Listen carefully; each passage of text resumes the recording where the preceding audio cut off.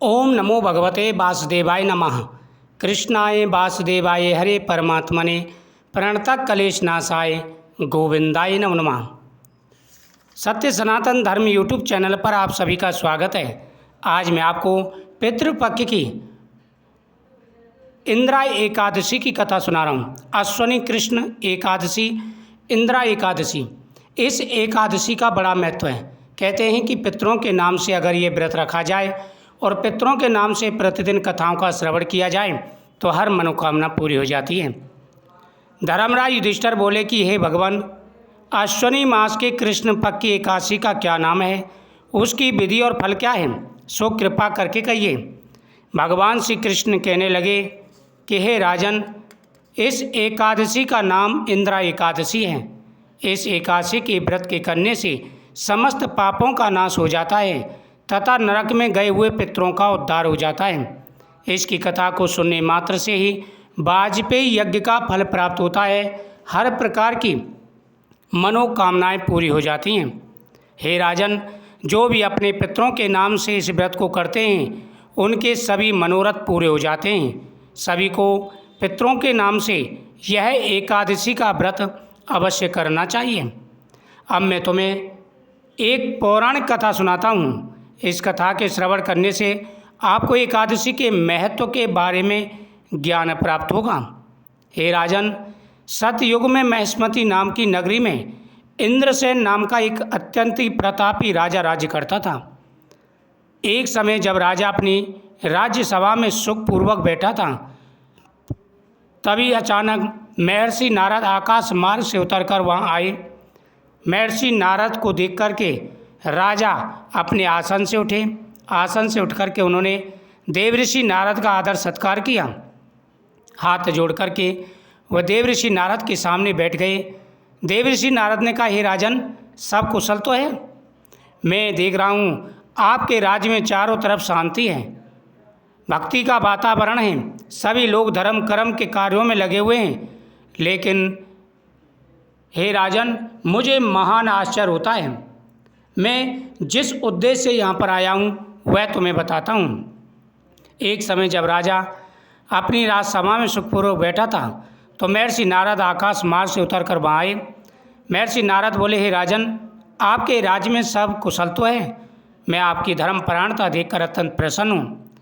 तब राजा ने कहा, हे महर्षि, आपकी कृपा से मेरे राज्य में सब कुशल पूर्वक है।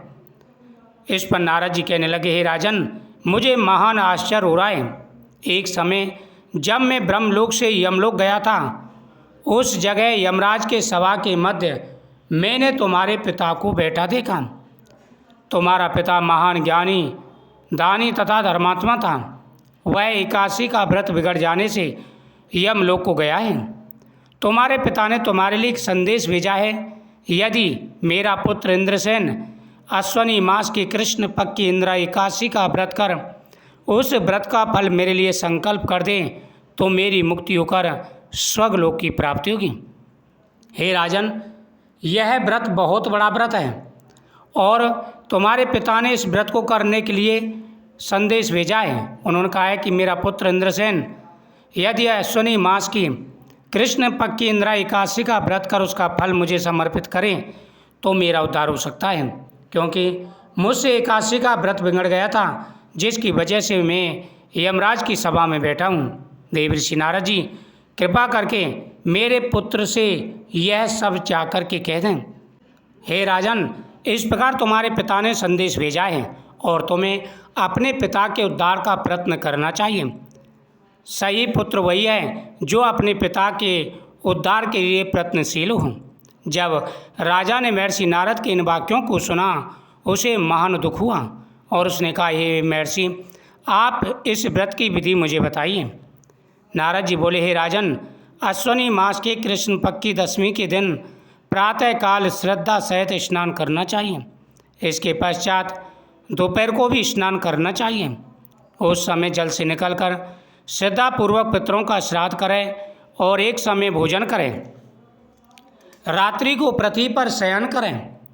दूसरे दिन अर्थात एकादशी के दिन प्रातःकाल दांतुन करें और स्नान करें। उसके पश्चात भक्ति पूर्वक व्रत का संकल्प करके कहे कि मैं आज निराहार रहूँगा, हे प्रभु हे गोविंद, आज मैं निराहार रहूँगा, मेरे शरीर की रक्षा करें और समस्त भोगों का त्याग कर कल भोजन करूँगा। हे भगवान, आप मेरी रक्षा करने वाले हैं, आप मेरे व्रत को पूर्ण करें। इस प्रकार आचरण करके दोपहर को शालग्राम की मूर्ति के आगे फलाहार करें और दक्षिणा दे। भोजन में से कुछ हिस्सा गौ को दे और विष्णु भगवान की धूप दीप नैवेद्य आदि से पूजा करें तथा रात्रि जागरण करें। उसके उपरांत द्वादशी के दिन मौन होकर बंधु बांधव सहित भोजन करें। बस यही इंदिरा एकादशी के व्रत की विधि है। हे राजन, यदि तुम आलस त्याग कर इस एकादशी के व्रत को करोगे, तुम्हारे पिता अवश्य स्वर्गलोक को प्राप्त होंगे। महर्षि नारद ने कहा कि हे राजन, तुम्हें पूरी श्रद्धा भाव के साथ में यह व्रत अवश्य करना चाहिए। महर्षि नारद राजा को यह उपदेश देकर अंतर्ध्यान हो गए। राजा ने इंदिरा एकादशी के आने पर उसका विधि पूर्वक व्रत करने से आकाश मार्ग से पुष्पों की वर्षा हुई। देवर्षि नारद ने राजा को जिस प्रकार बताया था, राजा ने उसी प्रकार से यह व्रत किया और इस व्रत के करने से राजा के सभी मनोरथ पूरे हुए। जो भी पूरी श्रद्धा से इस व्रत को करते हैं, उनके सभी मनोरथ पूरे हो जाते हैं। श्रद्धा से किया गया उपाय, श्रद्धा से किया गया व्रत सभी प्रकार की मनोकामनाओं को पूरा करता है। जिस प्रकार से राजा ने यह व्रत किया, आकाश मार्ग से पुष्पों की वर्षा हुई। राजा का पिता यमलोक से गरुड़ पर चढ़कर स्वर्गलोक को गया। राजा इंद्रसेन भी एकादशी के व्रत के प्रभाव से इस लोक में शुभ होकर अंत में स्वर्गलोक को प्राप्त हुआ। भगवान श्री कृष्ण कहने लगे, हे धर्मराज युधिष्ठिर, यही इंदिरा एकादशी का महत्व है। इस कथा के पढ़ने व सुनने मात्र से ही समस्त पापों का नाश हो जाता है और अंत में स्वर्गलोक की प्राप्ति होती है। जो भी पूरी श्रद्धा भाव से एकादशी का व्रत करते हैं और उसका फल भगवान को समर्पित कर देते हैं तथा पितरों के नाम से समर्पित कर देते हैं, उनकी हर मनोकामना पूरी हो जाती है। पूरी श्रद्धा भाव के साथ में यह व्रत अवश्य करना चाहिए। कृष्णाय वासुदेवाय हरे परमात्मने प्रणतः क्लेशनाशाय गोविंदाय नमो नमः। देवकी सुत गोविंदम वासुदेवं जगत्पते देहि मे तनयं कृष्णं त्वामहं शरणं गतः। वीडियो को शेयर करें, चैनल को सब्सक्राइब करें, कमेंट में ओम नमः शिवाय जरूर लिखें, जय श्री कृष्ण जरूर लिखें। आपकी हर मनोकामना पूरी होगी, भगवान का आशीर्वाद प्राप्त होगा। जय श्री कृष्ण।